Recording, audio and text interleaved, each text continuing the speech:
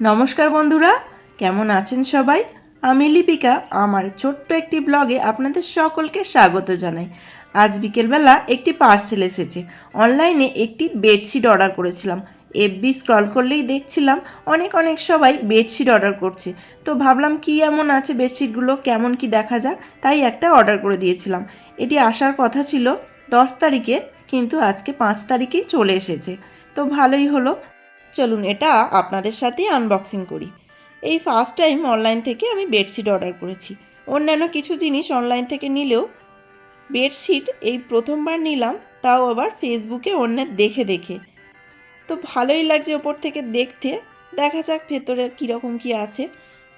প্রথমেই দুটো pillow cover পেলাম। এবার বেডশিটটা খুলে দেখি কেমন এসেছে। এটা ইলাস্টিক দেওয়া আছে আর একটু ক্রিম কালারের। কোয়ালিটিটা সেরকম খুব একটা ভালো নয়। বেডশিটটা অর্ডার দেওয়ার সময় দেখেছিলাম মেটেরিয়ালটা ছিল কটন, কিন্তু এসেছে মিক্স। এই জন্যই বলে সব জিনিস চকচক করলে সোনা হয় না। পিলো কভারগুলো বেশ বড় সাইজেরই আছে, কিন্তু স্টিচটা খুব একটা ভালো না।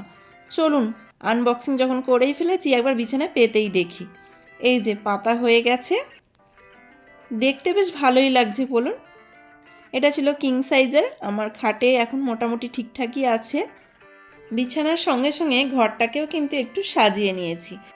আপনারা তো জানেনই গাছ আমার ভীষণ প্রিয়, তাই ঘরের মধ্যেও দুটো মানি প্ল্যান্ট আর একটা এরিকা এনে রেখেছি। এটা বাইরে ছিল, কিন্তু আমি ঘরের মধ্যেই এনে রেখেছি দেখার জন্য কেমন লাগছে।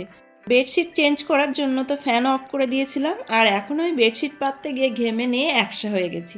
আর এই যে এটা হলো আমার ঘরের ফাইনাল লুক। কেমন লাগছে কমেন্টে কিন্তু জানিয়ে যাবেন। আর ভালো লাগলে অবশ্যই একটা শেয়ার দেওয়ার অনুরোধ রইল। ভিডিওটা তবে এখানেই শেষ করছি। সবাই খুব ভালো থাকবেন। ধন্যবাদ।